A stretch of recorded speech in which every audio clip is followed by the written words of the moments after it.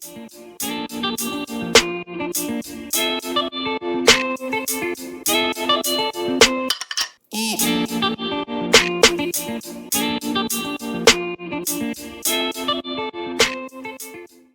you came on after our original introductions, I'm Dr. Carol Konzelman. I'm one of the co-organizers of this event. I'm an anthropology senior instructor at CU Boulder. And this is our 7th annual Cannabis and Psychedelic Symposium. And so we're really happy that you're here. And so great to see all the familiar faces here on this next panel. So I'm going to introduce the moderator, and then the moderator will introduce the panelists. So Reilly Capps is our moderator for this panel on social and racial justice. And Reilly is a longtime reporter. He got his start with various internships at the Boston Globe and the Washington Post. And then he really cut his teeth at the Telluride Daily Planet. And that's where we have a lot of mutual friends there. And then he is now the drugs reporter for the Rooster magazine. And he is also the co-founder for the Denver Mushroom Cooperative, which is to connect mycelium growers and users of all types of mushrooms in this new era of psilocybin decriminalization in Denver. So Reilly, we're really happy that you're here and sharing your expertise and moderating this panel. So I'll turn it over to you. Thank you so much, Carolyn. Thanks for organizing this great symposium for another year. It's really one of my favorite things of the year, and I'm a 3rd generation CU grad, and it's just great to see my college that I've invested so much in for so long take up these really important issues. You know, we think about drugs as being this side thing over here on the periphery that only certain people do, but it's such a central part of all of our lives. So thank you so much. So yeah, so this is, we're here for this panel. It's called Social and Racial Justice in the Age of Drug Policy Reform. I have to start with a trigger warning. We're going to be talking about a lot of hard stuff, and including a hate crime. So if anybody, just be warned. So I'll be joined by Dispensary owner Wanda James, CU professor Tracy Ferrell, drug policy activist Nicole Foerster, and Betty Aldworth. We were supposed to be joined by Oriana Mayorga, and I'm going to talk about why she's not here. And this is where the trigger warning is most immediate. So she's the co-director of the SPORE Psychedelic Justice Council. SPORE is one of the things that came out of the Denver decriminalization of mushrooms. Denver decriminalized mushrooms by a vote in 2019. And so all of this action came out of it. And one of them was the Society for Psychedelic Outreach, Reform, and Education. And they have a Psychedelic Justice Council, which talks about why there's not enough BIPOC people in psychedelics, how to get more women and LGBTQ participation. And it's a really vital thing. And she's really a great force. She's also worked for SSDP and MAPS. So she's identifies chiefly as a harm reductionist, and that's trying to help people that use drugs to not be to reduce the harms. She goes to Union Theological Seminary in New York, and the reason she goes there is to study divinity and get closer to the divine, and also so that it's harder to arrest a woman of the cloth when she does her direct action. So this is, social justice is deep in her bones, and it's what she does. She was excited to be on this panel to bring more representation from a person of color, and that was going to be very important. But on Wednesday at Union Theological Seminary, a staff member found a noose hanging from pipes in an elevator room on the roof of a residential hall. And this residential hall houses both students and faculty. The New York City Police Department is actively investigating it as a hate crime. They don't know who hung up the noose or when or why, but it sent ripples through the community of Union Theological Seminary, of which Oriana is an integral part. So she wrote to us yesterday evening that she wouldn't be able to make it. And here's what she wrote, some of what she wrote to us. She says, yesterday, meaning Wednesday, at my seminary graduate university, we experienced a horrific racialized hate crime. And she says, in addition to all the anti-Black violence our country went through this week, I spent most of the day providing crisis and spiritual support to BIPOC peers. And she says today she needs some care and quiet. She wants us to talk about this because it's more important than ever to talk about these things. She points out that this panel, for example, was and is fairly white, and that's how psychedelics are, that's how drugs are, that's how cannabis is. And these are kind of things that we need to talk about. We need more voices from people of color. And she also wants to point out that, you know, racialized hate in this country, thank you, Sarah. Yeah, donate to sports, a good organization. But racialized hate in this country even impacts her ability to show up. So she should have been here to be a good voice. She has to deal with the ongoing racism that is a part of of everyday life, and that affects some of us more than others. So I just want to be, this is not old stuff. You know, we talk sometimes, I think, in like the drug war is over. I mean, I need to shift now from generalized racism to drugs, because we're at a drug panel. But racism is not all stuff. It is by no means over. It's no more. It's not an old thing. This is not old problems. This is today. This is Wednesday. This is yesterday. This is Minnesota. You know, this is all of these things. This is Adam Toledo. This is things that are happening every day. Breonna Taylor, and so on and so on and so on. Jacob Blake, and on and on and on, and all these little things that happen every day. So. I want to start with Wanda James.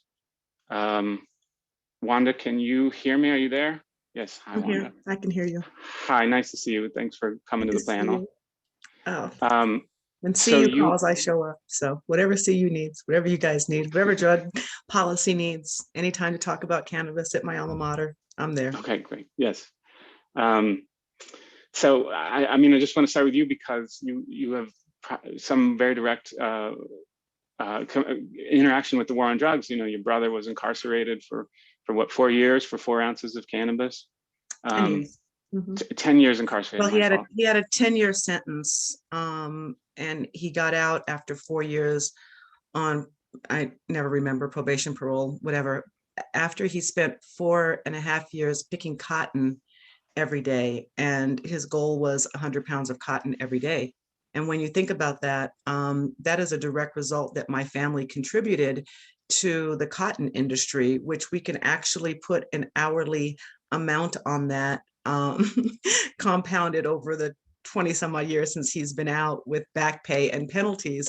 And I think that the cotton industry owes my family quite a bit of money right now. That's a whole other conversation. Yeah, I mean, just talk to us generally about where we are at in terms of, I mean, if you could just say a few words about what happened at Oriana's college, and if you have any reaction to that story. So, yeah, I do. So I was raised off and on here in Colorado. My father was military, graduate of CU, first person in my family to go to college. But you know what, where we are at in America today is really kind of crazy. And I just want to put this in because I know my audience at CU, and I've got great love for CU. But I know that it's 30,000 white people and the basketball team and the football team when it comes to people of color. And they're doing better in getting some folks, but we have lost a lot of traction at CU for bringing on people of color. So I understand the audience today. And what I want everybody to really understand is, and even though I live here in Denver, and my world is, you know, phenomenally privileged and white and educated and all of those things, right? But last week, I wasn't expecting to talk about this, so forgive me if I don't have everything correct. But last week, we woke up on Monday morning to the continued conversation about Derek Chauvin. So we saw video after video of pictures of on this man's neck, and we heard a very eloquent doctor talk about, you know, all of the different things in your neck and how you can feel where the depressions are on your neck, and if somebody pushes here. And so we watched that, and we heard horrifically about how George Floyd was tortured over 9 minutes and 27 seconds, and how his life was taken from him. That was horrific for Black Americans, because we saw our brothers, our fathers, our boyfriends, our for women that have children, our children. The next day, I was Naval ROTC at the University of Colorado, so I was commissioned naval officer, and I was stationed in Norfolk as a brand new officer. So that Tuesday, we saw the release of the video of how an Army officer was treated by the police when they pulled him out of his brand new truck in Norfolk, Virginia, pulled guns on him, pepper sprayed him, beat him to the ground for absolutely no reason at all. That was Tuesday morning. Wednesday morning, we wake up to the 13-year-old child that was, you know, shot by the police, and whether it's considered justified or not, they shot a 13-year-old child running away from them. Friday, we wake up to finding out that there was 9 people killed at a FedEx place.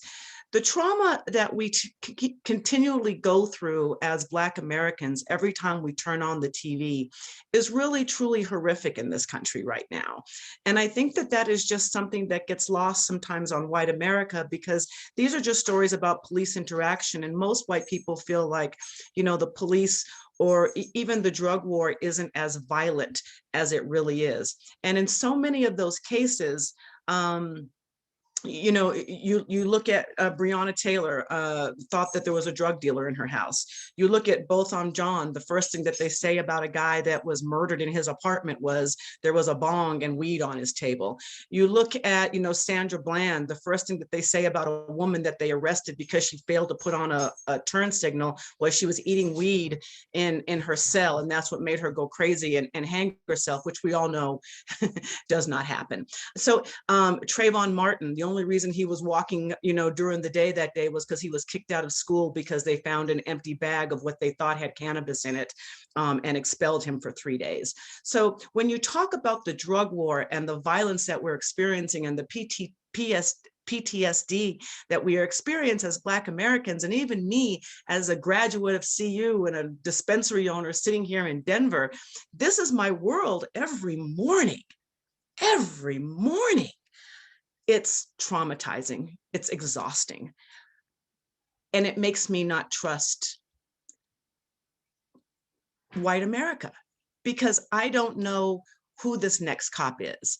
I don't know who this guy is walking, you know, across the street from me, you know, with a blue line matter thing is on. You know, I don't know anymore. It's traumatizing. And we got to change this in America. It's definitely about drugs, but it's absolutely about race. And we got to change. And I'm sorry to pontificate for so long, but it's no, it's fine. I mean, this is stuff that we need to deviate from a little bit, because it has been a horrific week, and it's horrific. And so many weeks have been bad, but this one seems particularly bad. I mean, it was so hard to watch them say in the trial of up in Minnesota that he didn't die from a knee on his neck, he died from the drugs in his system. Yeah. When there was video that we all saw of a knee on his neck. And it's such a metaphor for what happens with the police, with the war on drugs and us. You know, they say that we are dying because we are using drugs. People are using drugs, and that's why they're dying. It's not the knee on the neck, but it is the knee on the neck. Betty, can you hear me? Hi, Betty. Good morning. Sorry, for all of the computer problems, and things were weird this morning. So, but I assure you all, I was That's okay. Listening, and Reilly, thanks for representing for Oriana so well. Yeah, I mean, I don't do her voice justice at all, but, and it's just in one of the examples of why it is so hard to have voices in this space and other spaces that are people of color, is because there are often so many other things to deal with that makes it hard even to show up. And, you know, those of us in cannabis and psychedelics say, well, if more people of color want to come, the doors are open, come. But there's all these other things going on that you don't see. Betty, you've been working on drug policy reform for a long time. You were huge in the campaign to legalize weed in Colorado. You were the executive director of SSDP. Tell me how these sorts of stories hit you as someone who's thinking about this all the time and has been thinking about it for more than a decade, these continual stories of drugs and the racism that goes along with drugs. And go ahead. Thank you, Reilly. You all know me as a drug policy reformer, but I've been an activist for human rights since I was a child, right? When I was being dragged to, dragged to protests with my dad, and have been, one of the first actions that I participated in by myself was anti-apartheid work in the mid-90s. Before I'm a drug policy reformer, I'm a human rights activist and a racial justice activist. And that's why I do drug policy work. Because the drug war is the primary tool in the modern era, I believe, for normalizing oppression, particularly oppression of people of color and those of low income communities, production communities in Central and South America and around the world. And so, the weeks like this, I know that the best thing I can do is to continue to have conversations with the white people I know who don't understand the depths and continuing ramifications of racism, internalized, socialized, systematized racial bias, and continue to work to dismantle those tools, right? To remove those tools of power and oppression, and to endeavor to reduce trauma as much as possible. But there is no doubt that at moments like this, it takes all of us participating in that, right? It takes all of us having those difficult conversations, stepping up and saying, hey, listen, I know you don't understand, but maybe is there a way in which you have felt unsafe? Is there a way in which, trying to find a way with our white colleagues, white family who don't understand the systematic nature of racial bias to try to understand based on their own experience. It's motivating isn't quite the right word, and I'm sorry, I'm having a bit of a hard time. It's devastating, and it's absolute fucking garbage, pardon me, that we're still having to have these like really basic conversations, but we all must. And so I must personally do what I can to turn all of those negative feelings into fuel for this fight. That's great, thank you. Tracy, so we're here with Tracy Ferrell. She's a professor at CU and author of Migrating from Medical Marijuana, a book about the marijuana refugees who flocked to Colorado after weed was legalized. I know it's a book mostly about like medical problems and unequal medical treatments and people not being able to take care of themselves where they want to because they're denied their own medicine. But can you talk about the racial component of it too? Absolutely. you know, it's all kind of interconnected, right? I mean, the socioeconomic issues, the racial issues. We talk about immigration, which is another issue that I work with. I'm like Betty, I also have an activist background, and I do a lot of work with the immigrant community here in Colorado. And, you know, we've seen, of course, the drug war be used against immigrants. Anytime it can be used as an excuse to oppress a group of people, whether it's poor people, people of color, immigrants, any overseas to start a war in Latin America, whatever, it just makes this fabulous excuse for the powers that be to continue their oppression. You know, right now, for example, the number one reason that immigrants are deported is for a drug charge. Because even if you live in a state like Colorado where it's legal, immigration law is federal. So you're still breaking the law, even if you, you know, have a joint on you in Colorado, and you don't even have to be undocumented. You can be a green card holder, and they will use that against you as a reason to deport you because you're using a, you know, federally illicit substance.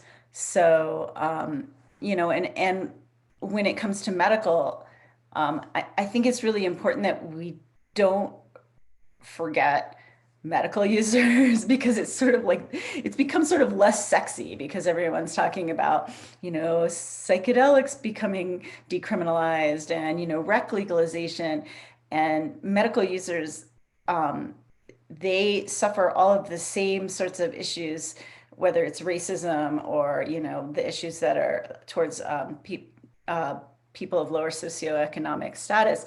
But oftentimes they need this drug to stay alive, right? So it's even more intense if they're in a state where they can't get the access that they need, and they don't have the money to move to a state where they can get that access.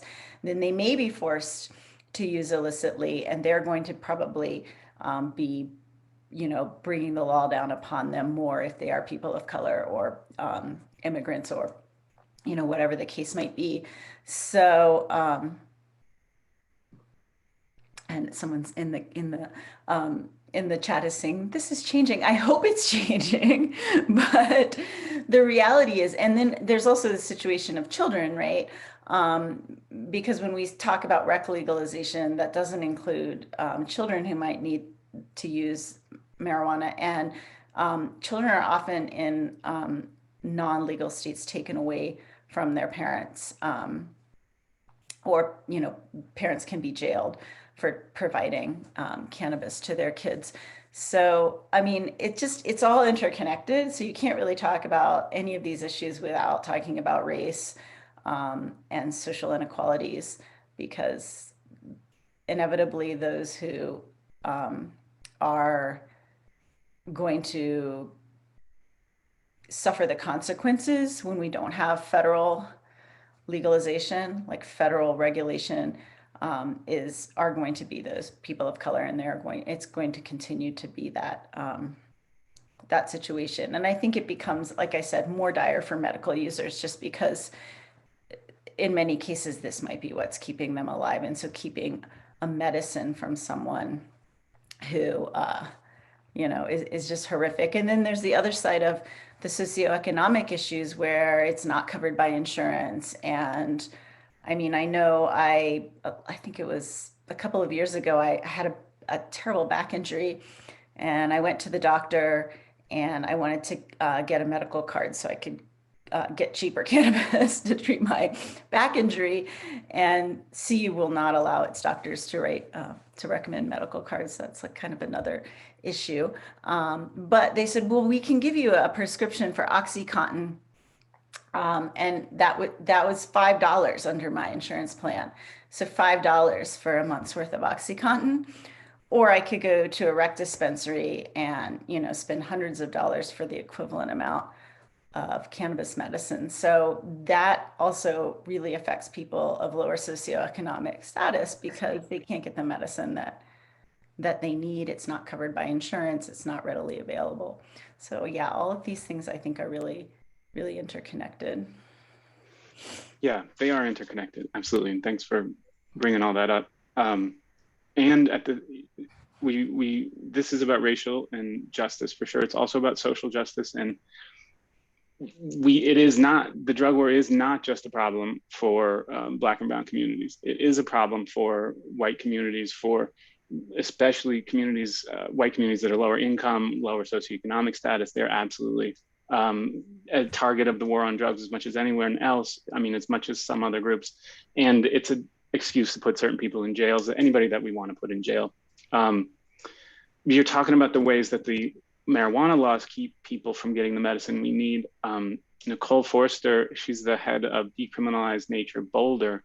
You have a really personal connection to this topic about being denied a medicine that you need. Do you want to, you have cluster headaches. Cluster headaches are the most painful malady that I've heard about. It's supposed to be up there with getting your leg broken under a car. It's like having a compound fracture, falling from a 10-story building, I'm told.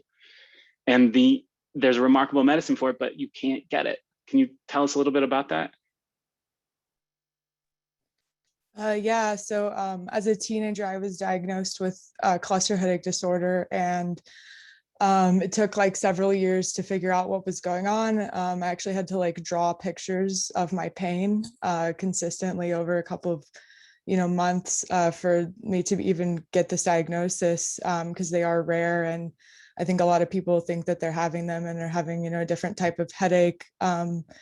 They're actually more similar to seizures, and I think a lot of people with them prefer to call it like Horner's syndrome or trigeminal cephalgia, because calling it a headache kind of takes away from how painful it is. They're like kind of short-lived, like non-epileptic seizures, where you get this intense pain behind your eye. And something about the way that psychedelics work in the brain actually stops whatever's misfiring in the brain.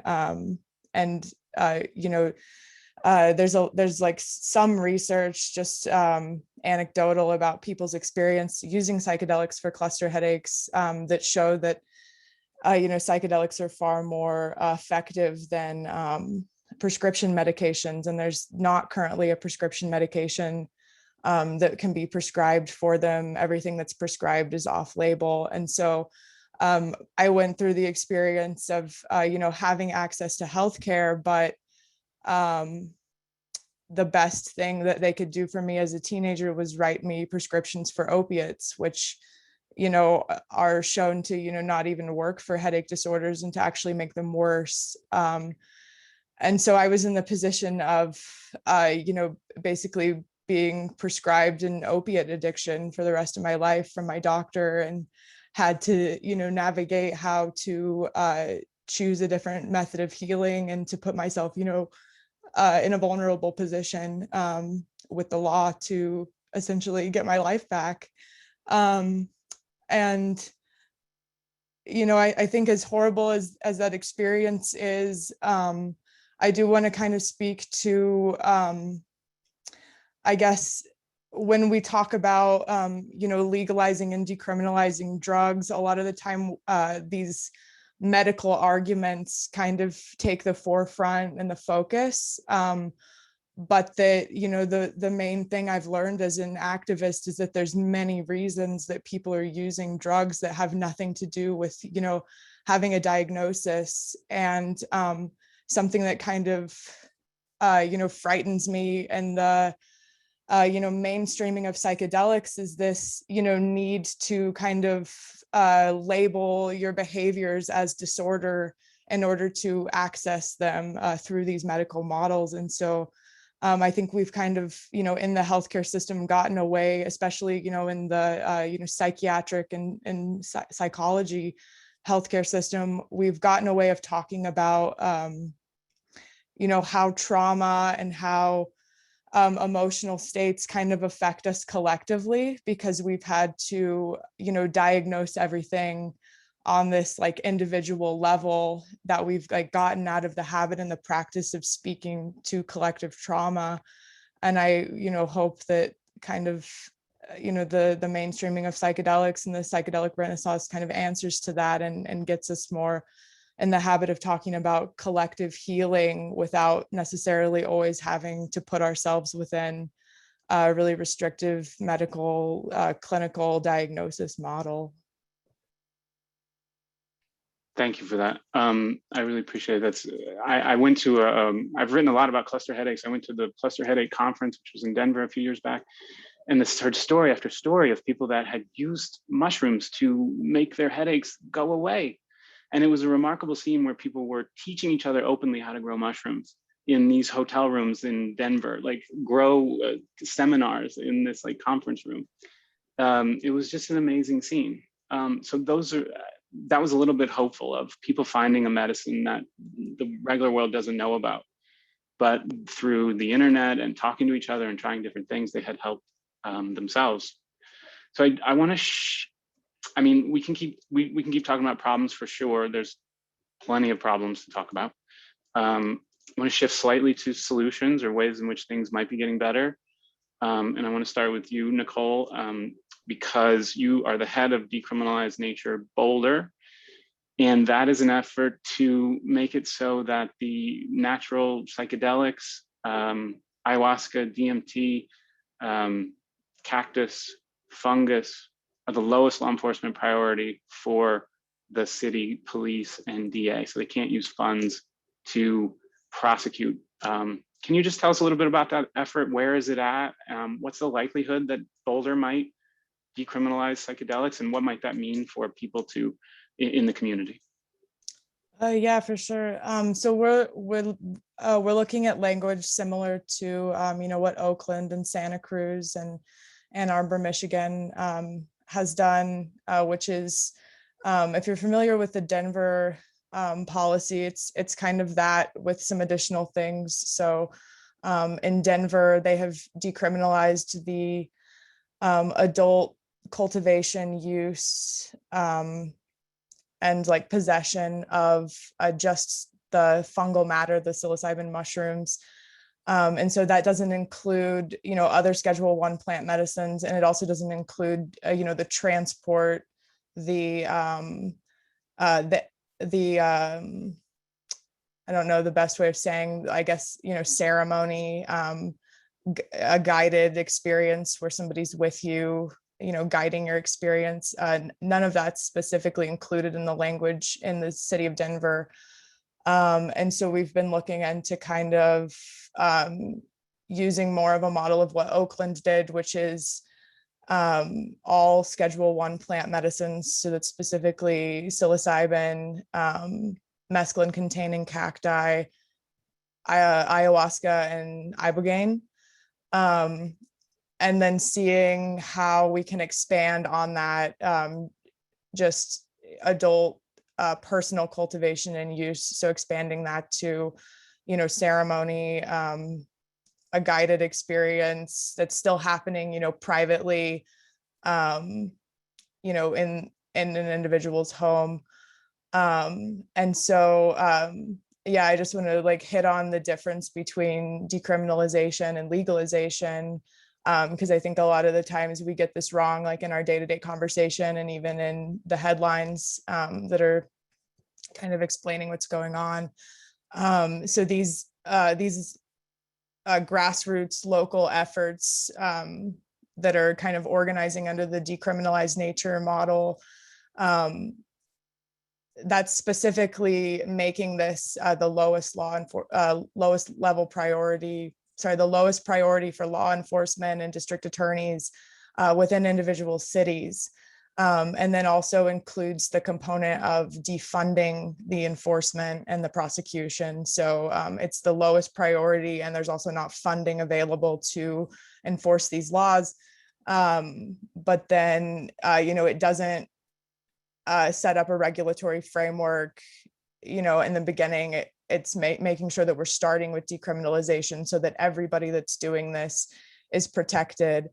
But it doesn't change state law, and, certainly doesn't change federal law. So as we've, even cannabis is still not federally legal. So I think getting in the habit of really like being discerning and being wise in how we use those words will help us be better advocates and kind of understand what this whole movement is doing. We organized, started like loosely organizing almost like a year and a half ago, and then formed as a 501c4 nonprofit about a year ago. And unfortunately, we have not been successful in, getting a hearing or getting this policy put in place in Boulder. There is a lot of support, and we've been, kind of focused on educating council members in the hopes that we could get a hearing, but everything's just really been kind of slowed down with the pandemic, and then, all the other kind of horrific things the Boulder community's gone through in the past year with the wildfires and the shooting recently. It's been kind of hard to get the momentum going, but I think keep paying attention, and I think there will be some news soon, hopefully. So that'd be great to see. Yeah, it's really spreading like wildfire. I mean, it's Denver, it's Oakland, Ann Arbor, Somerville, Cambridge, Northampton, Mass. It's starting in New York. All of these places are moving toward decriminalization.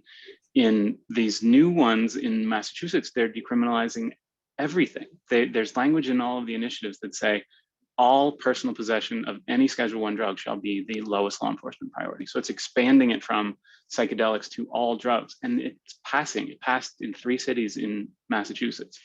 And that's just remarkable. I mean, things that seemed kind of impossible a few years ago even are now like happening. Betty, you're closer to this than probably anybody. And tell me about that. Like, Oregon was the most remarkable like drug policy win in decades. Oregon, do you want to talk about Oregon, or you want me to explain what happened there? I'm happy to talk about that. Tell us about Oregon, yeah, and what the implications are. So psychedelic work is really sexy right now. I get that. People are very excited about it. And the fact of the matter is, there is nothing more urgent than decriminalizing stigmatized drugs. People are dying because, like, a lot of people, because drugs like heroin and opiates, amphetamines, etc., are illegal and unable to be used safely. So I just want to take a moment to hold some space to say that much like cannabis exceptionalism is dangerous to all people who use drugs, who are in community together, whether we acknowledge it or not, psychedelic exceptionalism is having the same effects now. And we cannot leave anyone who uses drugs behind, even if we don't like those drugs, because they're still people. And this is a movement built on human rights, cognitive liberty, and the ability to control your own body. So let's remember that for a second here. And this is a beautiful thing about Oregon, right? Many of us are very familiar with 109, which in November was approved to provide services, the psilocybin services initiative, which allowed steps toward making psilocybin therapy available for people with mental health conditions or for personal wellness. Getting even more of the vote was 110, decriminalizing personal possession of all drugs. We've seen in Baltimore, the DA has now refused to prosecute drug crimes and sex work crimes. So we see the de facto decriminalization and legalization of drug possession and sex work, which is a closely connected movement, and that's very exciting. And I believe we're going to see a much stronger pull toward decriminalization of all drugs and a harm reduction based response without coercive treatment, which is a very important thing. Coercive treatment is oftentimes considered to be well, first of all, it doesn't work. And second, it's often considered to be a human rights violation. And so decriminalization of all substances as a, listen, just like cannabis legalization a decade ago, is a human rights issue. It's a healthcare issue. It's a public health issue. It's a public safety concern. And if we are, rather than stigmatizing, isolating, shaming, and exacerbating problems through all of the risks of drug use specifically, rather than doing all of that by making use of drugs a dangerous thing through law, not physiology. Instead, we can create safe spaces, create educational opportunities, and save hundreds of thousands of lives. The opioid epidemic, what we term the opioid crisis, is really an overdose crisis. And it's an overdose crisis because opioids are illegal or tightly regulated. So, this complex web of decriminalization, medical regulation, legalization, and the rest of it, fundamentally, what we need to do is completely rethink the social, legal, cultural, and personal relationship that we have with substances, because it's not about the drugs, it's about the people who use them and what their relationship might be with that substance. That's a great idea. And it's a big order. I mean, to change our whole relationship to drugs is going to take a while.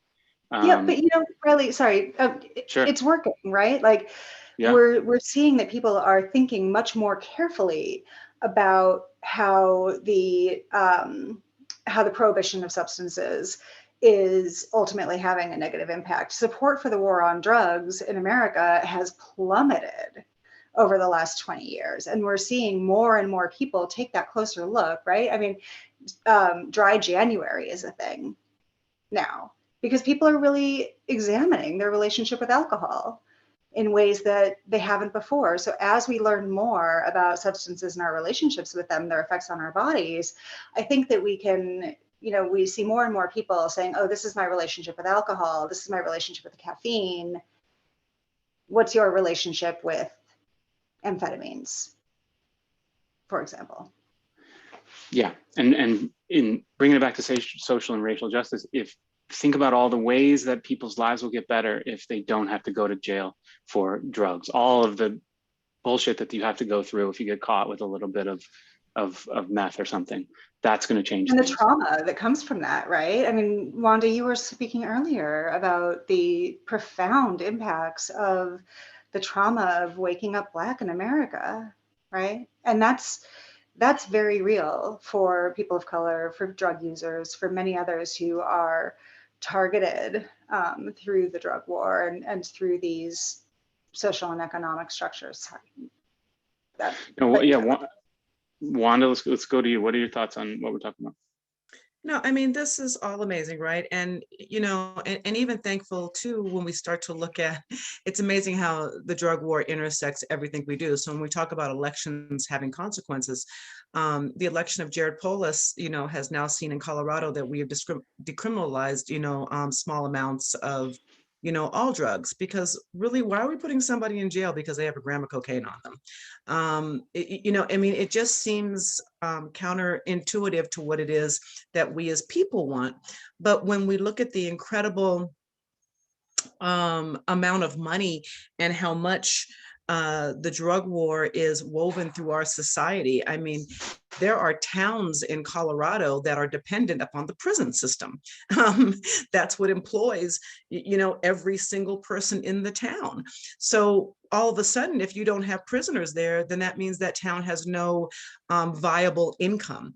And there was actually, and I wish I could remember, but probably maybe 2 years ago, maybe 3, I can't remember, to be honest with you. But there was a whole series of articles in, I believe it was the Denver Post here, talking about how the prison system has generational influence on people in certain towns. Their mom works for the prison system, their dad works for the prison system, they're a probation officer.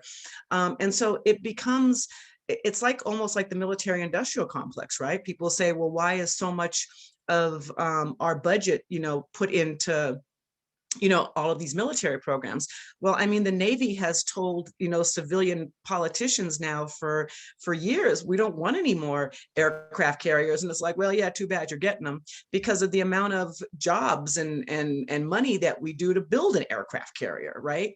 So America has become, in this, fourth century of its existence, like a house in Boulder, one of those big, beautiful homes in Boulder that makes no sense. The bedroom is right next to the kitchen, which is right on top of the bathroom, which is, around the corner from, the whole house makes no sense, because over the decades, people keep building on it what they think makes sense. And then all of a sudden you have this monstrosity that makes no sense.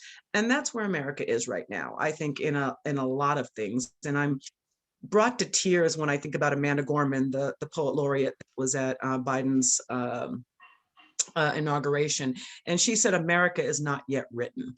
And what we all heard as Black people is, America is not yet written. This 400 years of white male dominant control, and I'm talking demographics, not individuals, but it was written so that everything was punitive, and all of those punitive practices built wealth, built opportunity, took out competition, right? If only white male landlord or landowners could vote, well, that left out poor white males, Black people, women, Native Americans, Mexicans, immigrants, Chinese, I mean, everybody. So nobody got to participate. And now all of a sudden we see social media. And social media and this little device, we're finding out, is probably the most powerful weapon that we have to start to bring education to people, right? You know what I mean? When you're seeing these things in real life, it's one thing to hear them. I have heard about cops beating my grandfather, my father, my older brother. I mean, for years, decades, generations. But now that we see it, we can't turn away from it, and we can't ignore it. When we see people being thrown into prisons for small amounts of, I mean, case in point, I have a niece right now that's facing a felony conviction in Idaho for 3 ounces of weed. I have 3 ounces of weed sitting right here on my table next to me today. In this dispensary behind me, we sold 3 ounces of weed 20 times in the time that we have been sitting here, speaking. So why is my niece facing a felony charge in Idaho? And I have a dispensary. I mean, America is like this big, ridiculous house that doesn't make sense anymore. It just doesn't make sense. And we need to bring in an architect and restructure where the bathroom is, because we don't need it next to the dining room. Yeah, it doesn't make sense. And one of the best voices that I think is going right now on how we need to rethink everything is Dr. Carl Hart. He's come up 2 or 3 times now in the chat. Tracy, he has this remarkable book called Drug Use for Grownups. It's been one of the most impactful one of the most impactful books in the drug use space for like a while, maybe since the Michael Pollan book about psychedelics. And he's this professor at Columbia that admits to using heroin to relax. And it's a remarkable thing. It's caused this stir in the drug world of like, can he admit to using heroin? Like, it's okay to admit using cannabis, kind of okay to admit using psychedelics, but can you admit using heroin and still go and still exist in like professorial circles? Tracy, can you talk about that great book and his work? Can I talk about something different? Because I have things to say after yes. and Wanda that kind of like, for sure. All these. I just saw him coming up and yeah, I just wanted to try to get to and this actually I think goes along with that. So I mean, I think both of you, Betty and Wanda, made really important points about education and destigmatization. I think we can do all the policy work in the world, but if we don't change people's attitudes about people who use drugs, then we're not going to really make a change in the society. And obviously I'm an educator, so I'm a little bit biased. I believe in the power of education. And so I was thinking back to how Betty was saying, white people, we have to talk to our white friends. We have to talk about racism. We have to point it out. We also, all of us here, need to talk to people about drug use and drug users and start to destigmatize and I think that, that's what Carl Hart's doing. Like, it's kind of like the coming out movement, right? Like, oh, I know somebody who's, smart and successful and has a great job, and they're a heroin user. It's a way for people to realize that the stigma is oftentimes, or almost all of the time, unfair, right? And so I think, there's a variety of ways we can do that. We can educate people with what we know about drug use. And if we are using those kind of drugs, we can come out of the closet, right? If our jobs are safe, like his apparently is. And one of the ways I see this kind of affecting policy as well is like here, one of the other things I'm really active with here in Boulder is the unhoused community. I sit on the board for a local organization that does a lot of work, outreach and advocacy for the unhoused population. Just like every other city in this country, Boulder has, for those of you who aren't from Boulder, a really huge unhoused population. It just got announced that the median home price in Boulder is now $1.55 million. So this is an extremely affluent community that also has this very large population of people who can't get off the streets because housing is so expensive.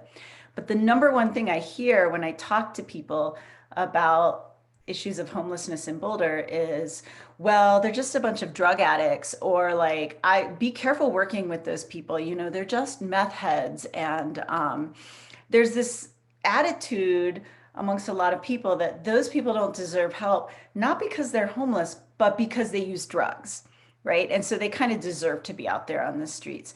And so I think unless we can start to change people's attitudes through education around that, and especially like what Betty was saying around the drugs that aren't the good drugs, right? That aren't psilocybin or cannabis or ayahuasca, but are, heroin or meth, or the drugs that people really still stigmatize, and start helping people understand that these are just human beings who use drugs, right? And stop dehumanizing them. So I guess that was kind of what I want. And I think it does relate in with Dr. Carl Hart, because I think he is part of that movement to try to, we need both happening, right? We need policy change, but we also have to have societal attitudes change, or we're going to be sort of, we're just going to be going in circles. Nicole, we're talking about Boulder. You're a Boulder centric person. What do you think would happen if, like, Boulder, instead of trying to decriminalize natural psychedelics, tried to decriminalize all drugs? Think it would happen? I can't hear you.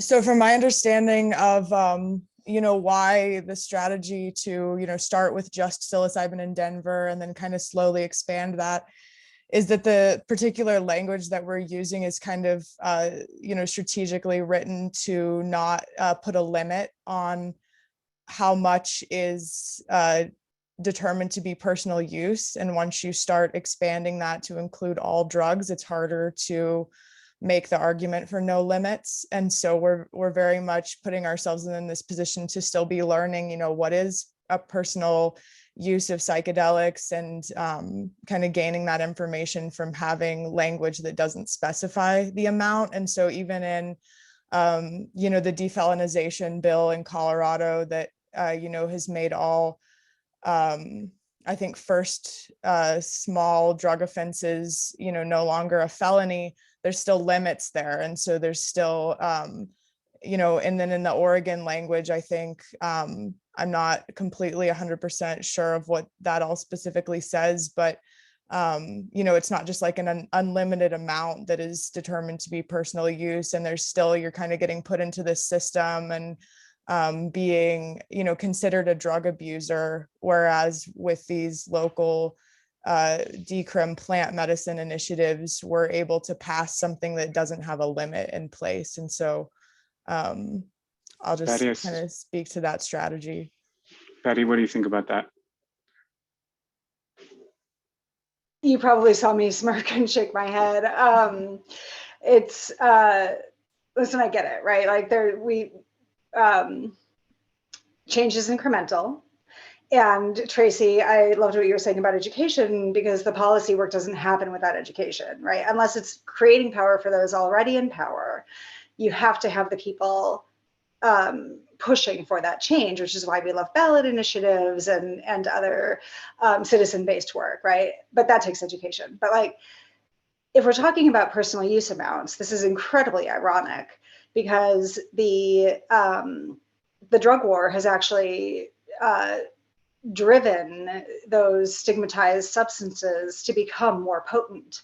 If you're transporting a more potent, the more potent the drug that you're transporting in an illicit, but completely established and very much government supported in many ways, international economic drug structure, right? Like, you hide drugs better when they're smaller, so they become more potent. You are able to, here's a perfect example. I believe in the Netherlands, you are permitted a personal use amount of MDMA is considered to be 4 tablets. Well, or 10 tablets. I'm so sorry that I can't remember right now, but they, so if you're carrying 10 tablets of 125 milligrams, well, you've got 10 doses. And you have to go back every time you run out and get back onto the street where you're able to conduct your sales. Now, if you've got 10 tablets that are 500 doses or 500 milligrams each, you're walking out with 40 doses. You have to go re-up less often. However, that is a dangerous amount of MDMA to be consuming, and we don't have testing for potency. And so, if you look at the development of fentanyl and carfentanil and all of the various analogs there, this notion of what is a personal use amount is actually kind of, like, this is not a critique of this particular strategy that Nicole is talking about, but rather of the drug war itself and drug prohibition, which just makes all drugs more dangerous when we have to decide what's a personal use amount. So the question in and of itself is the problem. Wanda, what do you think is the most thing you'd like to change, either at the law level or society level, the way we talk? What would you most like to see be different? Well, I mean, off the top, it's the legal system, right? That's the basis of where we need to get. But the legal system's not going to change until we change society, and society isn't going to change until we start to understand the immense responsibility of making sure that we know who we're voting for and why. Because at the end of the day, expecting politicians to lead on something that people want is not going to happen until that they can see that their job is directly related to what people want, right? And that's what happened here in Colorado with cannabis. I mean, 9 years ago, and I want to keep going back to cannabis because we're so far past that now, so everybody is on the cannabis train except for Joe Biden. But I mean, what we have seen now is, I don't know any politician in Colorado that has come out well, I'm sorry, there's Doug Lamborn and a few people in Colorado Springs, but there's, for the most part, because we are, completely accepting of cannabis, there's not going to be a US senator that comes to Colorado that says, oh, we're going to try to end dispensaries and end 49,000 jobs and $2 billion in sales and $1 billion in tax revenue. Nobody with a half a brain is going to say that. So now we've got to go even deeper, right? So now we've got to get politicians on the federal level and everything else that are saying, you know what, my constituents, I can't get elected anymore if I support the drug war, if I support people going to prison, if I support, treating people that have addiction issues like criminals instead of insisting that they have help. So instead of giving the Navy that other aircraft carrier and those 4 F-14 jets that they don't want, perhaps we invest some of that money in our people. And it's funny, when we started talking about infrastructure this week with the Biden administration and the battles that the Democrats had in getting conservatives to understand that healthcare is infrastructure, because and it's painful to bring this up, but without healthcare, we see what happened in Boulder. And what did that do to the economy and to the people in Boulder, during this time? What did last summer do, with consistent rioting and everything else, if we're not doing things that take care of our people, that take care of mental health, that take care of all of the things that are stressing us out right now? And a lot of that is our relationship to what we believe about drugs and the drug war. And Tracy, same question. What would you like to see change? Your first thing, your top thing. Oh, I can't hear you. I do that all the time.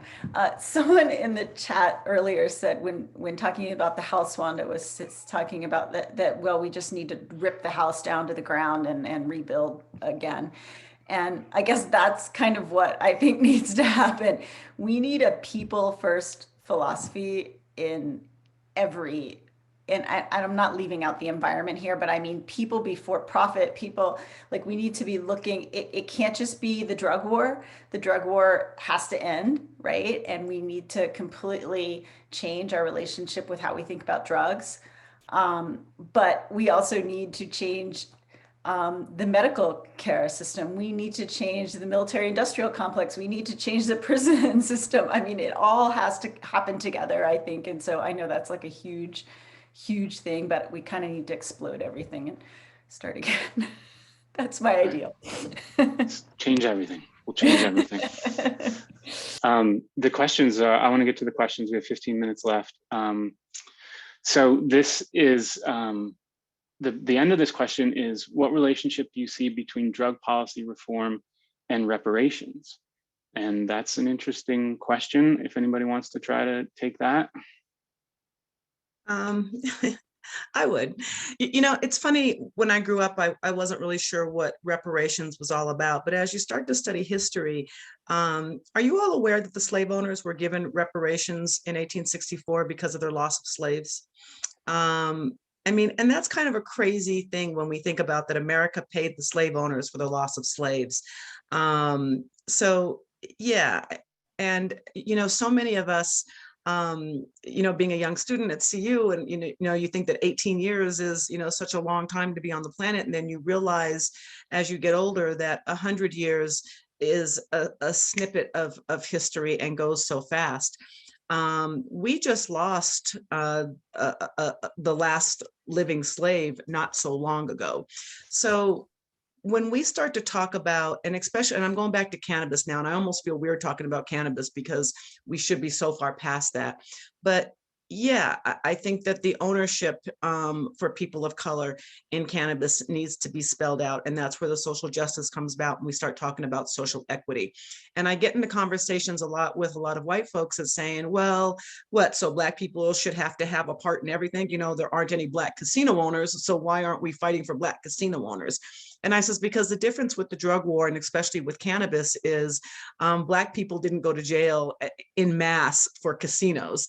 But yet for cannabis, for the last 100 years, we have seen time and time again where the United States government and officials of the United States government have targeted Black and brown people, from Louis Armstrong to Billie Holiday to Snoop Dogg. I mean, it's a long drawn out process, and we've heard Nixon talk about it. We've heard, Anslinger talk about it. We've heard it. So yeah, this needs to be part of what the reparations are in Given to America, meaning that these licenses and businesses and opportunities should be readily offered up to the Black and brown communities to help start to pay for some of the wrongs that have been done because of the drug war, the pain of Trayvon Martin's mom and other folks that have been completely harassed by what has happened. So yeah, it's time for America to start to think about what reparations looks like and what reparations feels like to Black Americans, because I think as we become more and more powerful and more of us get elected, that it is going to be something that America will have to pay. Anyone else want to jump in on reparations? I think it's important too, when we talk about these plant medicines, especially ones that are considered, sacraments by Indigenous people, that, you know, we're having that conversation as well. You know, if your business is profiting on stolen land, like, are you giving money back to, you know, the Indigenous people, and, you know, things like land back movements, and then even just advocating for, you know, this has come up with peyote, that the decriminalized nature language, not decriminalize peyote, because so much work needs to be done in conserving that, and to, you know, make sure we're having those types of conversations with the cultivation piece of this. So I'd also like to jump in there. You know, one of the things that we're seeing now is the pursuit of patents in both the cannabis and the psychedelic space, and which is, in my mind, immoral and unethical, particularly for substances with a historical, you know, spiritual or indigenous use, and ensuring that we're not co-opting others' work in order to benefit our own, right? Stealing, frankly, in many cases, you know, if we're going to be simplistic about it, is really important. But I also, sorry, want to take a moment. So, Wanda, you said that the last living slave died not too long ago, and I want to take a moment to acknowledge your brother's experience there, and because, as you know very well, I don't have to tell you this, like, that capitalism has never worked without slavery or indentured labor, or you know, I mean, let's remember that there are hundreds of thousands of people now in the prison system and in human trafficking and in other you know, legitimate and illegitimate economic spaces who are in fact slaves, and the use of the prison system to continue to enforce slavery so that power can continue to be concentrated in the elite class is, you know, at the risk of sounding anti-capitalist, I am. And this is a thing that like must be addressed in the system writ large. So those things, but and I like, also want to give, go ahead. No, but I just do want to give a shout out to your organization, which is called the Multidisciplinary Association for Psychedelic Studies, which has done some of the most amazing work on psychedelics and could have patented it all, could have kept it to themselves and made billions of dollars. And instead they put it out in the public domain for anyone to use and profit off and use for their own healing. It's a remarkable thing your organization has done. Just want to with the the Open Science and Open Books Initiative is very much about ensuring that anyone who's interested in pursuing you know, the reframing of psychedelics and cannabis and creating more healing and less trauma in the world is able to do so without the restrictions of patents. It's a very complicated area of law, but you can read some very fascinating things about it on our website at maps.org. And here's another thing, right? Like, we have to look at all of this systemically. We have to think about, if we're going to tear the whole house down, well, what's the big picture of the house? And so I want to talk about one very specific, concrete initiative that we're taking at MAPS to start to address a lot of these issues. Our health equity initiative that well, first of all, we think of ourselves as very much intersectional. You know, we're working with other movements to ensure that we are pushing the whole question forward, with the very strong focus on psychedelics and cannabis for social, spiritual, personal, or medical use. And so the Health Equity Initiative is a funded and formal initiative that seeks to address all of the different aspects that create distance between people of color and the opportunities of psychedelic medicine, specifically in the context of MDMA for PTSD. We've been working on creating, with Monica Williams and Melody Hayes and many other extraordinary activists in the space and therapists and teachers, on creating clinics where we're exploring the questions of ethnic identity, racial trauma, and how those interact in that therapy space. But what we know is that people of color are experiencing higher levels of trauma, but diagnosed less often and able to receive treatment services less often because of large number of systemic issues, right? So what we have to do is actually approach all of this from a holistic sense, which includes training therapists, educating and training therapists of color, bringing people into the work itself so that when a person of color speaks to their experience of racial trauma, they're able to do so with a therapist of color who has an understanding of that and is able to create a safer space. It means educating communities about racial trauma and about the opportunities of healing PTSD and trauma through psychedelics, creating scholarship programs for therapists and participants, and really, like, you know, this is not work that I'm leading, it's work that I get to talk about and support. But this is work that is being led directly by people of color who are experts in the field. And who are coming in to ensure that the work that we're doing now is truly addressing the full extent of those issues. So I encourage you to learn more about that health equity initiative. And if you are able, make a gift in support at maps.org, because that'll go right to making sure people are healed. Yeah, I mean, MAPS is an extraordinary organization, and it's a year or two away from legalizing MDMA-assisted psychotherapy for post-traumatic stress disorder. And this is one of the most intractable maladies that we've ever come across, and MDMA, ecstasy, or Molly is one, combined with therapy, is one of the best things that we've ever seen for dealing with it. And Caitlin says there needs to be more diversity among therapists, for sure. So many stories from people of color, for sure, that need to be heard. MAPS, I know, is making some great strides on that, having trainings for just dedicated to people of color. Another great question from Jenna was something about how do we make these spaces feel safer for BIPOC folks?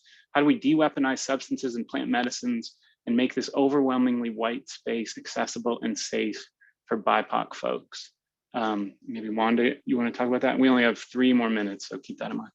Just really quickly, you know what, I mean, it goes back to the same thing that we've all been saying, right? It's who we're putting in office, and we just need to pay attention to that, because nothing changes until we get those politicians to be able to change those laws, or we make it so difficult in society until those laws are changed.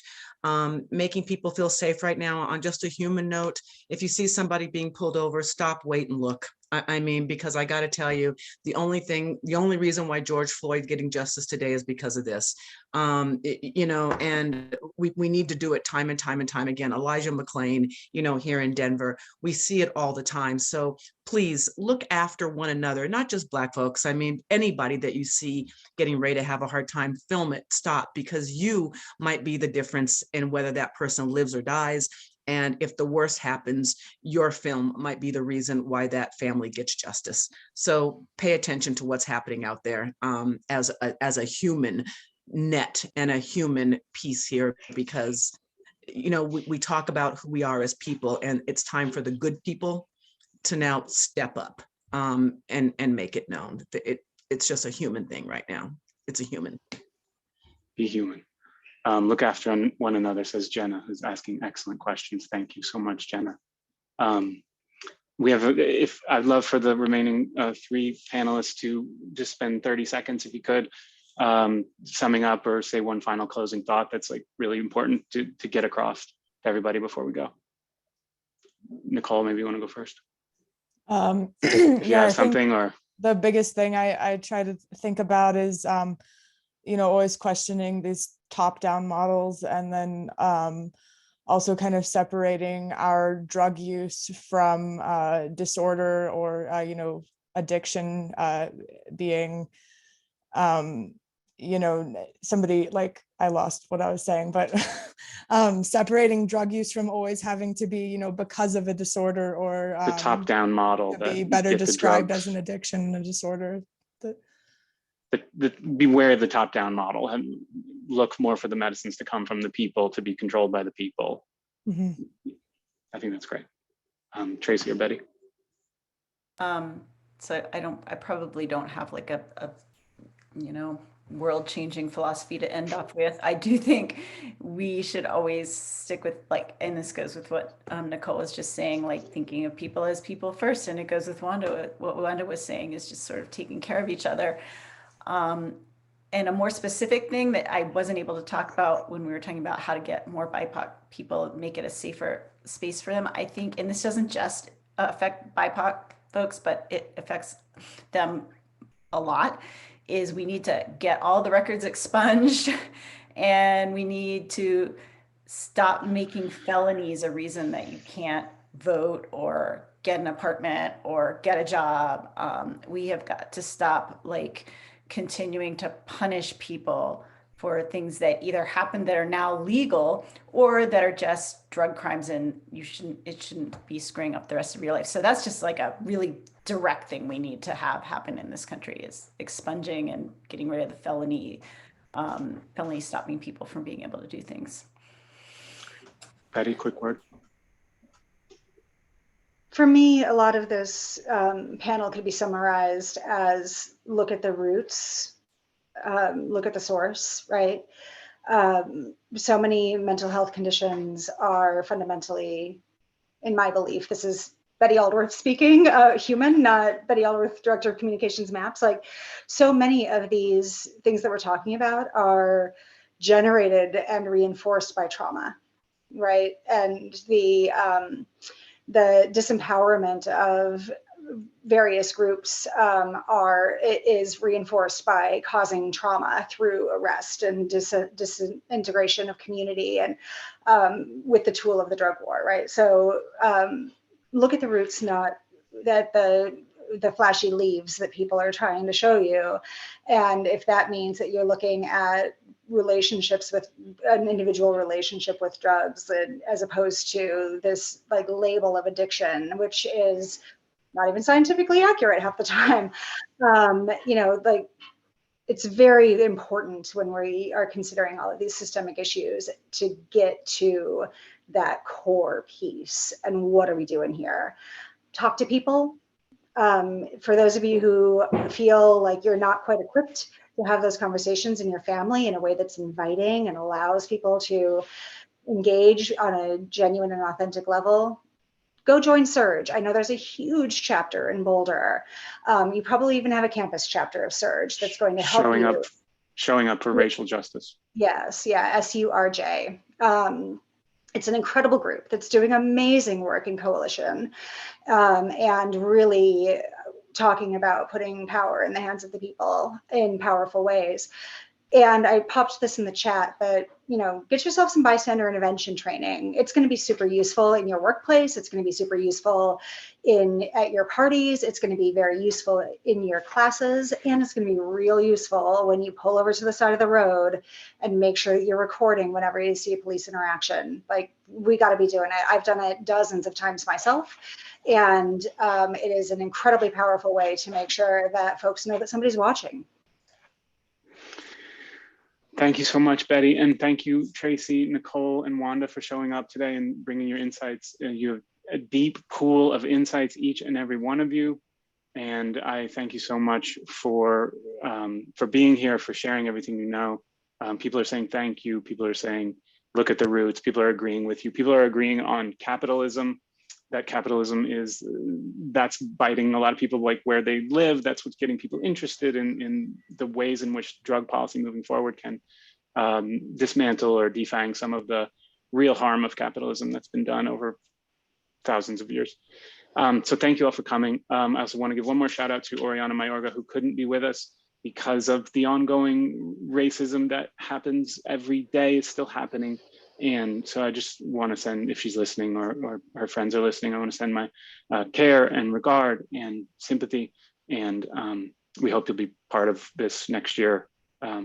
So we hope that works out. And thank you, everyone. Thank you everyone for watching.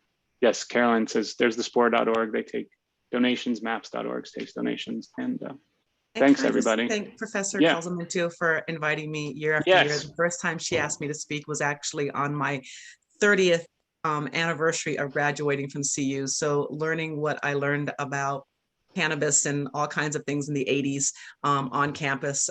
Thank you for allowing me to come back to my alma mater and speak on stage about it and not just in Libby Hall. So thank you. It's a privilege. Thank you, Wanda. Thank you, Tracy. Thank you, Nicole. Thank you, Betty.